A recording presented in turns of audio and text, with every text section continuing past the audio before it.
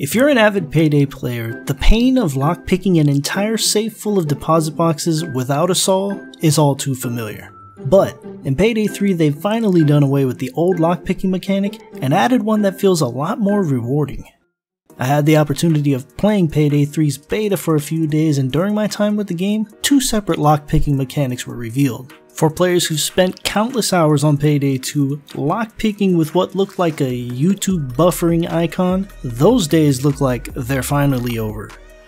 As I explored Payday 3's open beta, the first lockpicking mechanic I was introduced to was the casual personal safe lock.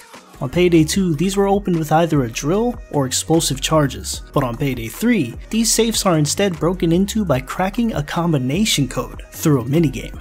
Upon first interacting with one of these safes, you're prompted with a combination lock. On the sides of this lock are two arrows, one pointing left and one pointing right. In order to unlock these locks, you will need to rotate the combination in the highlighted direction until the lock begins to shake rapidly or vibrate, eventually turning green, signaling you to stop. Repeating this process 3 times in alternating directions will eventually crack the safe's lock, leaving you to reap the rewards inside.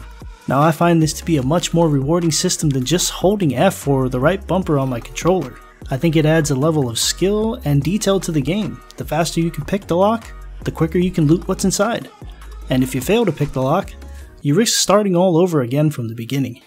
Now the second lockpicking mechanic I was introduced to was the safety deposit boxes inside of the vault. This lockpicking was a lot more simplified, but still more interactive than Payday 2's mindless, button-holding lockpicking mechanic.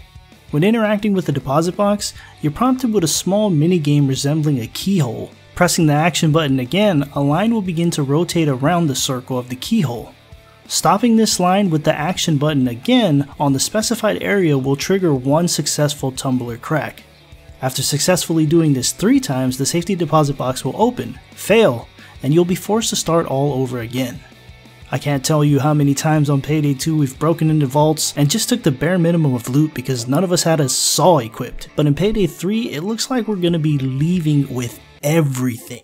I'm not sure what this means for saws themselves, if they will be completely removed from Payday 3 or if they will still be incorporated in certain heists, but I can say firsthand that I enjoy the simple changes they've made to lockpicking from what I've seen so far in the beta. I'm also not sure if drills will play any part in Payday 3, as the vaults we broke into, we melted our way through the ceiling of it. But let me know what you guys think of these lockpicking changes, and if you've had the opportunity to play the beta, what did you think of it? Let me know in the comments below. Also, don't forget to like the video, subscribe to the channel if you're new, and I'll see you guys on the next video.